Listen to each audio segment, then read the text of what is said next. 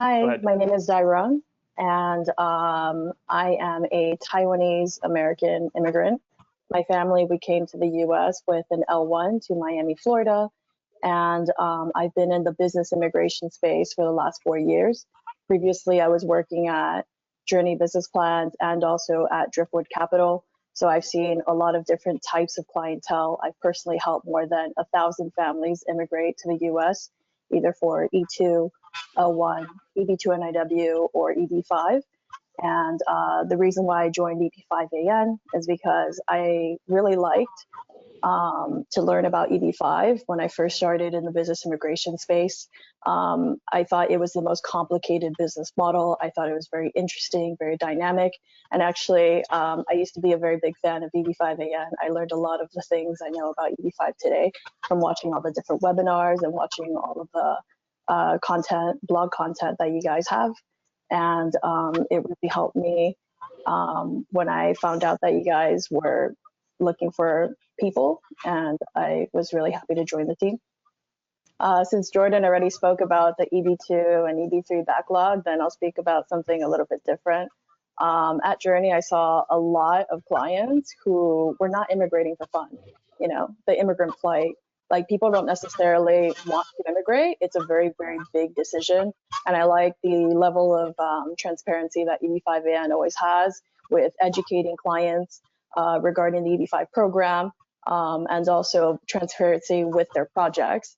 And I think that's really important when considering how other programs are run. And then regarding my other clientele from Journey Business Plans, I saw a lot of E2 or maybe L1 clientele. They were close to retirement age, to be honest, but because they needed to immigrate, they were trying to make a program work so that they would be able to leave their country. And I think the EB5 program, it's really nice option for people who don't necessarily want to be directly managing a business or struggling to be able to create a new enterprise in a new country. And it's a really nice option because otherwise sometimes some L1 clients, they end up spending a lot more than the investment amount for an EB5. Yeah, and the thing about an L1, because like my dad, he did an L1, like he hired way more employees and he ended up spending way more money doing the L1 program instead of just going with EB5. At that time, it was around 500,000. And then for him, he ended up like just one container for electronics could be over $1 million, you know, so that's just for context. So as the newest team member, I am just absolutely impressed by every single person I work with, their different backgrounds, their expertise, and how all of them come from an EB5 background. I think it's very important because sometimes if you work in an institution where not everyone comes from the same background, not everyone understands EB5, then it causes a lot of friction and potentially even leads to some mistakes. So I like that over here. I am rest assured when it comes to all things compliance.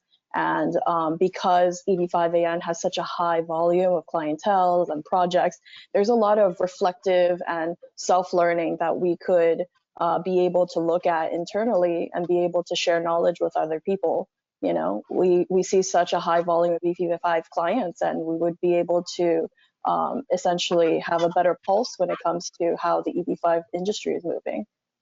I feel like in business immigration, I meet a lot of people who understand business, and then I meet a lot of people who understand immigration. And it's really rare to be able to find a place or a group of people who understand both business combined with immigration. And that's actually very important because sometimes I have business people coming up to me telling me, hey, look, like I want to make an E2 and how do I make it work so that I could get the visa? You know, and that becomes kind of a dangerous situation because business-wise, you should think of what makes sense business-wise. And then from the immigration standpoint, sometimes people, they don't necessarily do what's correct to be able to qualify for the immigrant visa because they're only thinking about the business aspects of it. And I like that our team, we even have immigration lawyers on staff. So we make sure that everything that we do, it's in compliance, it's with the newest regulation. We always make sure that We're on top of any new policies or changes that come up with USCIS, because immigration, especially business immigration, is very dynamic. It changes all the time. It is what it isn't. And I think that having a really strong team, everyone knowing EB5 and everyone knowing how to keep in compliance, it makes it for a safer and like more easy process for the clientele. When I was helping more than 1,000 families with their immigration journeys, when it comes to the lawyer, the biggest nightmares that I usually see is one, maybe a lot of times from the client's perspective, it's like, okay, if they're looking for a lawyer, especially if it's from a foreign country in the US, then chances are they're just asking their friends and family for a recommendation. And the issue with that is that they're maybe not necessarily hiring a immigration lawyer. And then within immigration, not every immigration lawyer understands business immigration, and not every business immigration lawyer specializes in EB5. So having a vetted list of people where we see volume for EB5 cases, that's extremely important.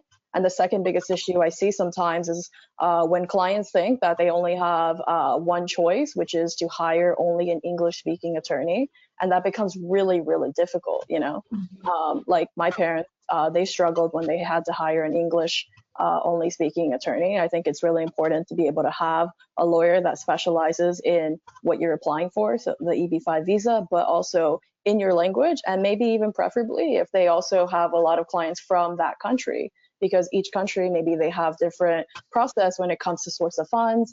Maybe the banking system is different in that particular country. Maybe the taxation is different in that country. So it's very, very nuanced. So immigration lawyers, like picking the right one, it really makes a huge difference in your life.